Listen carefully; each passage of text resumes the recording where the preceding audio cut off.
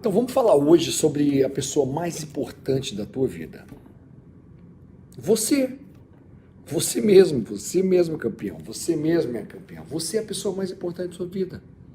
Eu resolvi trazer esse tema à tona porque eu percebo ao realizar minhas palestras, meus treinamentos e principalmente minhas sessões de coaching, né, com clientes, que as pessoas tendem a se tratar muito mal, a se cobrarem muito. E o que eu quero dizer com isso?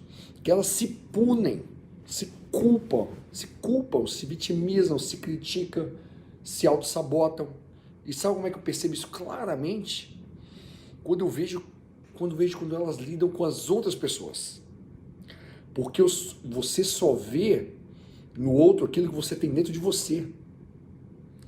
Então, quando eu percebo o julgamento, a crítica, o olhar pesado dos outros, na verdade, eu ajo do mesmo jeito comigo mesmo. Sabe aquela história da boca só fala do que o coração está cheio? É por isso que você deve ver até o final o tema desse vídeo. Como você se trata na sua vida é um conteúdo imperdível. E se eu fosse você, eu ficava por aqui. E antes de começar, eu queria convidar você para se inscrever no meu canal do YouTube. É sensacional. Eu que faço. Esteja sempre por aqui comigo, porque eu garanto que vou sempre compartilhar com você o que aprendi ao longo da minha vida, com meus atletas, em meus relacionamentos conjugais, familiares, com as pessoas que eu convivi, em todo esse network que eu fiz por toda uma vida. Então pense que esse pode ser o primeiro passo para você escrever uma nova história da sua vida e você se tornar um verdadeiro campeão. O primeiro passo é você ter consciência, você querer aprender coisas novas para você se tornar uma pessoa melhor. Toda semana eu estou lançando por aqui vídeos muito especiais, conteúdos imperdíveis, que eu faço com todo carinho. E eu sempre dou dicas para você fazer novas atividades, construir novos resultados e para você ser verdadeiramente o campeão que existe dentro de você. Então se inscreva e ativa o sininho aqui do YouTube e vem comigo.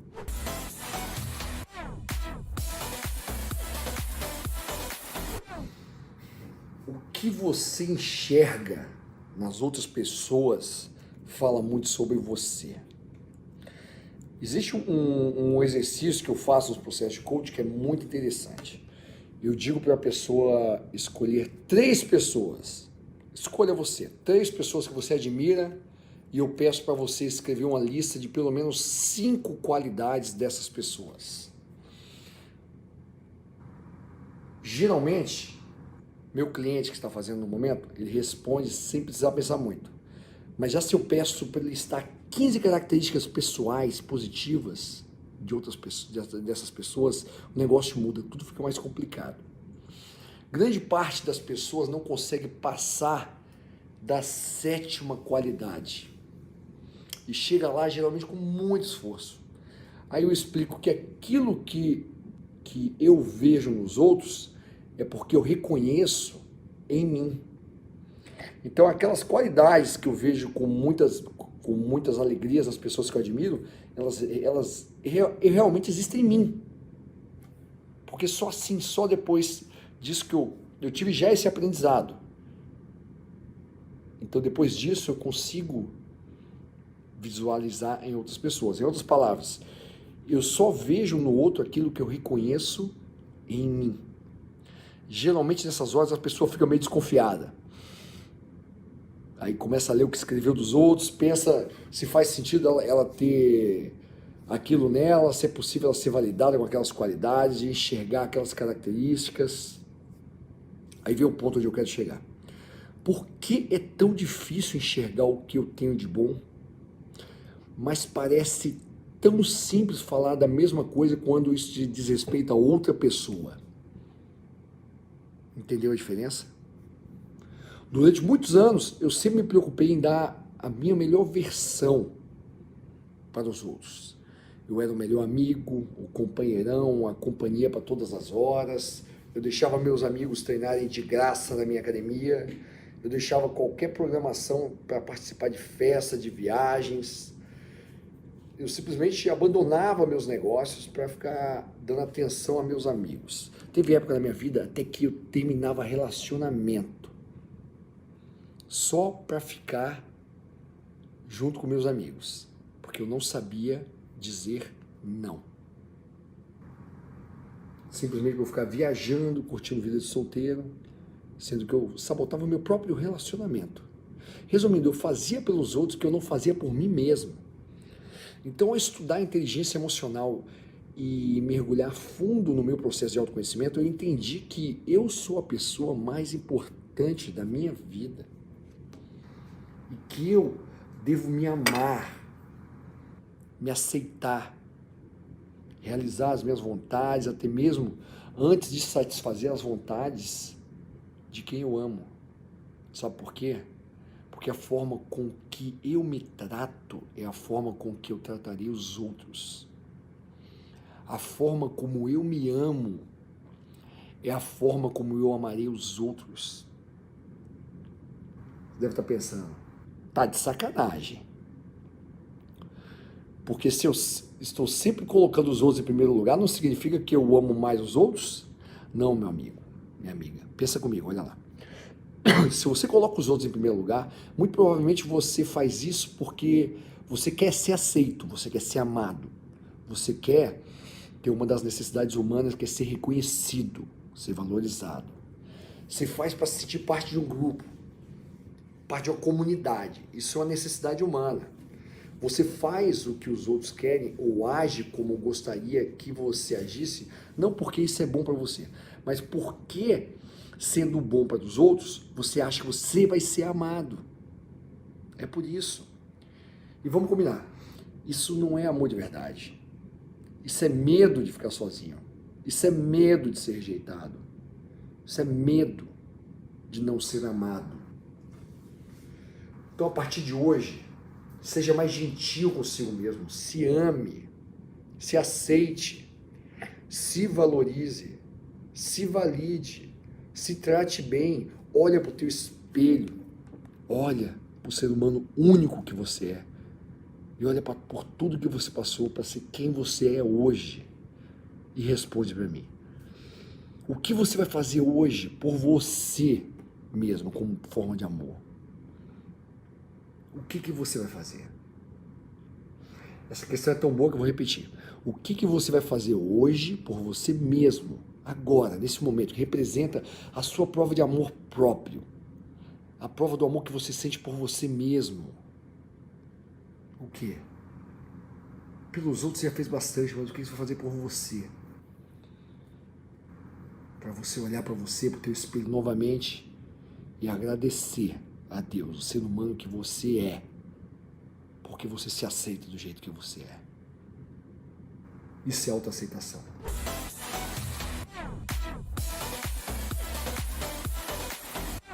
Quando eu pergunto para as pessoas se elas se amam, a resposta é rápida. Sim, claro, eu me amo, como eu não vou me amar? Aí, ok, eu te entendo. Eu faço uma pergunta na sequência que confirma essa resposta de uma forma negativa.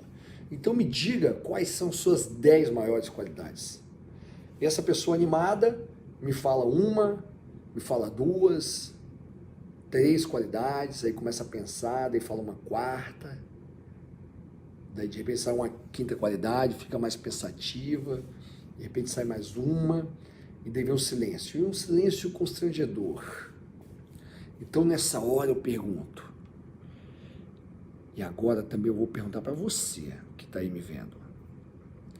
Se você se ama como você diz, como você não consegue listar 10 qualidades suas? Como você não consegue ver 10 características positivas que tornam você essa pessoa maravilhosa que você é? Como não?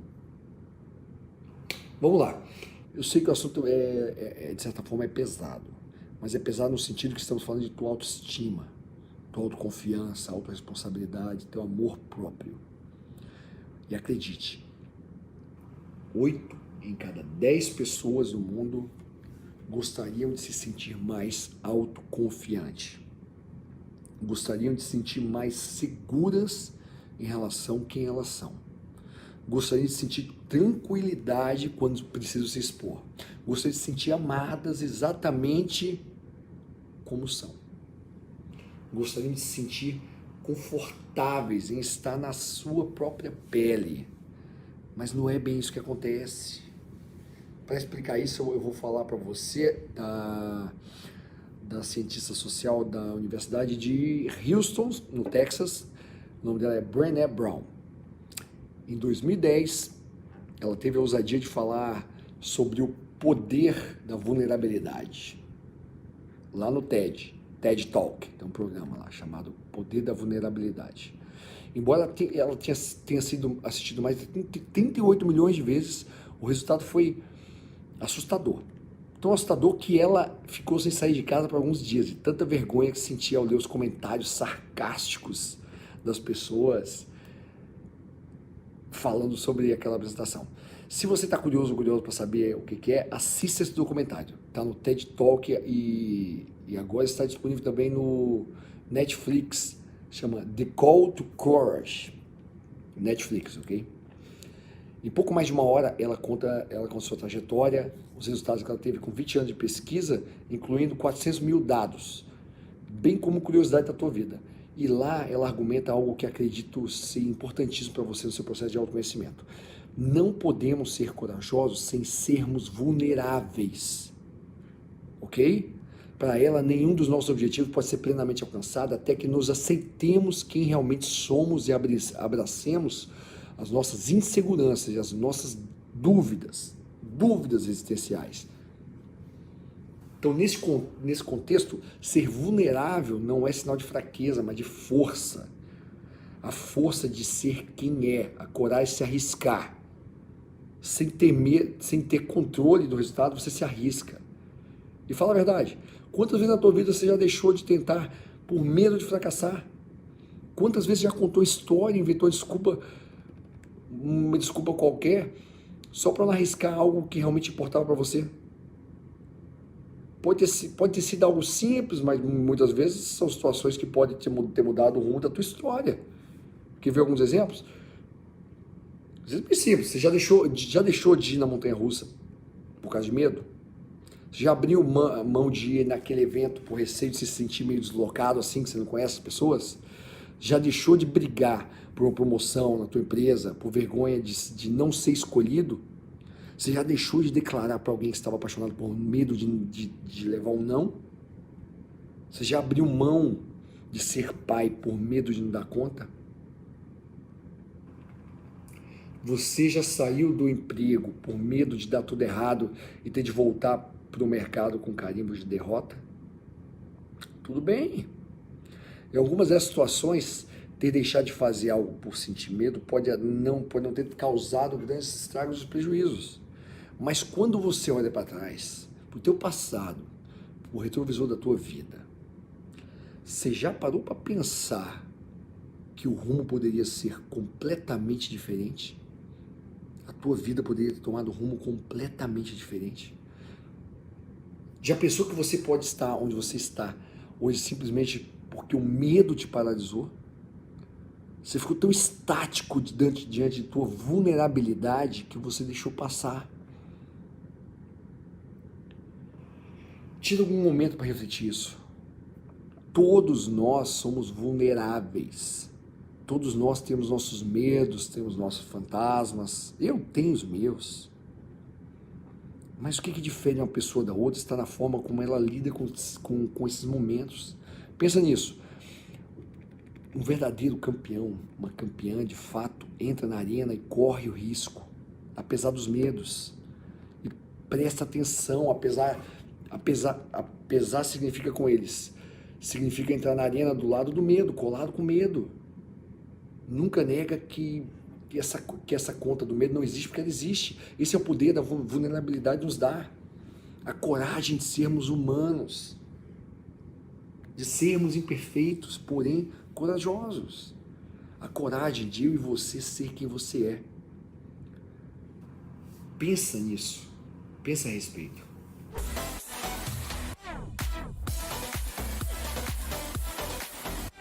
Você costuma julgar as pessoas? julgar o mundo ao seu redor, já que o assunto do último vídeo foi vulnerabilidade, eu vou permanecer nesse raciocínio e começar fazendo a você uma pergunta poderosa. Você costuma julgar as pessoas e o mundo à sua volta? Talvez você me responda, não, eu não julgo ninguém. Eu aceito as pessoas, aceito as diferenças entre nós com naturalidade. Então eu vou te fazer mais uma pergunta. Isso é verdade? Como você chama as pessoas que vivem em ritmo diferente do teu? Por exemplo, as pessoas lentas irritam você? Como você reage com pessoas que têm dificuldade em tomar decisões, que demora para escolher o prato quando o cardápio vem na mesa, ou para comprar um presente não ida no shopping? Ou se você se identifica com essas características, como você lida com o outro lado? Aquela pessoa que vive te apressando, te pressionando, fazendo se decidir com rapidez, fazendo escolher de imediato, e você tem uma opinião quando simplesmente você queria deixar para lá, deixar a vida te levar. Olha só, todos nós costumamos julgar o mundo e fazemos isso a partir das nossas lentes, ou seja, a partir das nossas verdades. Quer um exemplo? Pensa no Brasil na época de eleição. Quantas pessoas você gostaria de excluir da sua vida quando escuta a opinião delas quando fala de um candidato? Independente do lado de quem estejam. Seguindo esse raciocínio. Sim, eu digo eu, você, meus amigos, minha mulher, enfim, nós somos seres humanos. E ser humano julga as pessoas. Não porque queremos, mas porque o diferente tende a nos incomodar. Lembra que a gente falou antes? Eu reconheço nos outros o que eu tenho em mim. Para o bem, minhas qualidades, ou para o mal. Esses são os meus defeitos. E geralmente eu concordo e valido aquilo que eu gosto. E o que eu faço com aquilo que eu não gosto? Eu critico, eu julgo. E quando eu julgo pessoas. Fulano é assim, Beltrano é assado, ciclano é sei lá o quê. E lá vem a minha opinião sobre essa pessoa. E o interessante é que quando eu faço os meus julgamentos, elas sempre vêm sobre a identidade das pessoas. Por mais que tenha sido somente um fato isolado, nós costumamos julgar a pessoa, ainda que esteja falando sobre a capacidade, merecimento, eu logo assimilo isso àquela pessoa, que ela é assim, que ela é teimosa, que ela não leva nada a sério, que ela não merece ganhar dinheiro, que é um fofarrão, que ela é maldosa. Percebeu? É assim que nós fazemos. É assim que nós opinamos a vida. Então respira fundo e fala a verdade. Não é bem assim. Você, eu e o mundo tendemos a ser assim. Mas você não precisa ser assim. E vou te dar uma dica que eu aprendi com meus mentores. Se é para você julgar as pessoas, julgue as atitudes delas. Ela teve uma atitude errada. Ela de repente não é assim. E se você começa a julgá-la, chamá-la de tal maneira, ela é burra, ela é incompetente, e você realmente vai acreditar que ela seja assim. De repente só a atitude dela foi ruim. Isso é muito interessante. Quando eu ouvi essa expressão uma vez, eu fiquei pensativo. Eu falei, cara, não é que é verdade? Às vezes nós estamos julgando a pessoa, chamando ela de incompetente, sendo que ela fez uma atitude ruim. E fica muito mais leve. Porque que não interessa o que ela fez, interessa os pensamentos que estão te conduzindo a ficar uma pessoa mais raivosa, mais triste por causa de um comportamento alheio. É só isso. Vamos testar juntos aqui. Se fulana não faz o que eu peço, eu não a julgo, definindo que ela é teimosa. Mas eu entendo que naquele momento que eu pedi, ela não fez. E passo a julgar aquela atitude por não ter seguido o prazo combinado. Por exemplo, ela trouxe um prejuízo financeiro no trabalho. A identidade dela foi indisciplinada. Se outra pessoa não está levando o projeto o profissional a sério, e ele costuma procrastinar, por vezes fala e não cumpre o prometido, mas isso não quer dizer que ele é fanfarrão, ou que não merece ganhar dinheiro. Mas nesse quesito da tua vida, nesse momento, ele está agindo de uma forma irresponsável, ou com uma atitude imatura. Se outra pessoa falou mal de outra pessoa, isso não quer dizer que ela é maldosa, mas que quando ela fez isso, ela agiu de forma inconsequente, às vezes inconsciente, pois ela está prejudicando a imagem de outra pessoa diante do chefe, por exemplo. Percebeu que ao julgar a atitude, não a pessoa, a vida fica bem mais leve? Você não está definindo as pessoas pelas suas lentes, mas apenas assimilando o contexto em que elas atuam. Então, a partir de agora, leve isso com você. Se é para julgar alguém, julgue suas atitudes e, de preferência, exercite a compaixão, a empatia o tempo todo.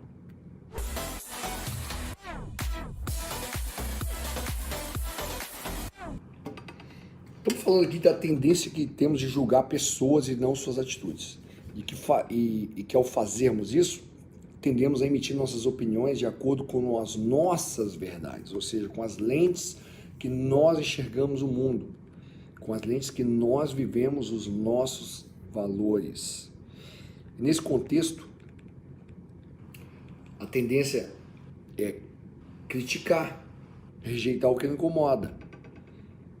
E o que me incomoda pode, por exemplo, não incomodar a minha mulher. E pode ficar pior ainda, porque eu passo a me incomodar com atitudes da minha mulher, por exemplo, e ela se incomodar com as minhas, fazendo com que eu a julgue e que também ela me julgue. Assim, se focarmos nas diferenças, a tendência é que eu critique, eu reclame, tenha peso na mão, ao dar minha opinião sobre os fatos e sobre as pessoas. E minha opinião geralmente será dura, pois o que me incomoda são as diferenças, quase nunca as semelhanças. Por isso mesmo é que muitos casais vivem estressados, porque se esquecem dos motivos que se uniram, das afinidades, das semelhanças, e parecem focados nas ações que mais se incomodam.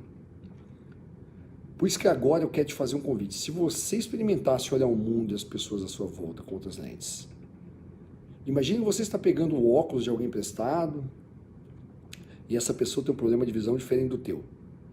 E você é desafiado a enxergar o mundo de acordo com as lentes dela. Como seria viver esse desafio? Tá entendendo? Pode ser incômodo, até desconfortável, mas é uma questão de treino e de tempo para você se adaptar. E eu garanto, você aprende a lidar com a situação. Você se acostuma com o contexto e mais rápido do que você imagina. Você começa a tirar de letra. Vou te dar um exemplo.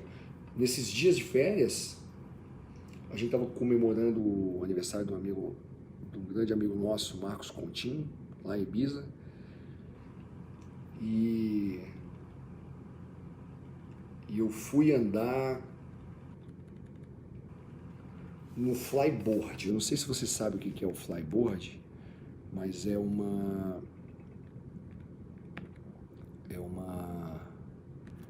prancha ligada no jet ski, que ela vai te impulsionar para cima e você fica flutuando, que nem como se fosse o Iron Man. Lembra do Iron Man? Então você sai flutuando como ele, sai viajando. E eu me julguei antes de começar aquele exercício que eu nunca tinha feito. Eu me julguei, eu falei, eu não vou conseguir. E quando eu falei que eu não iria conseguir, eu realmente não consegui. Aí, em certo momento, eu mudei o julgamento. Eu falei, sim, eu consigo, claro que eu consigo. Eu comecei a me julgar como uma pessoa vencedora e que conseguiria terminar o que começou.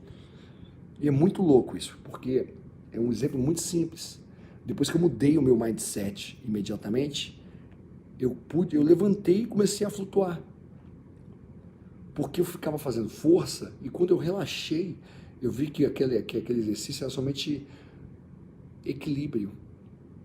E eu comecei a me equilibrar melhor, sem fazer força, mantendo a coluna reta e pude andar.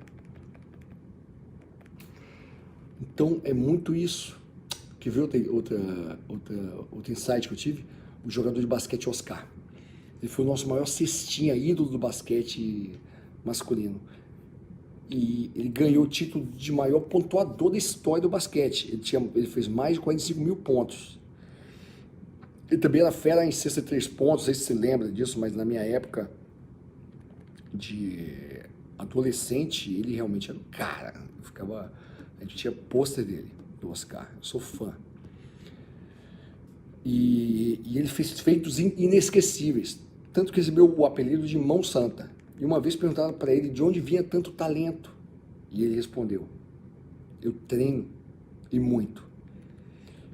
E sua rotina diária incluía, após as atividades diárias, após as suas atividades, ele fazia mais 1000 arremessos. E ele garantiu que só terminava a série quando acertava 20 lances de 3 consecutivos. Essa é a receita do sucesso. Mas poderia ser do Minotauro, do Minotouro, também pode ser a sua. E acredite, tudo, absolutamente tudo é uma questão de treino. Treino, persistência, de dar um passo de cada vez. Então preste atenção na riqueza que estou mostrando para você. Se você quer olhar o seu mundo com novas lentes, a questão é: quando você vai tentar pela primeira vez?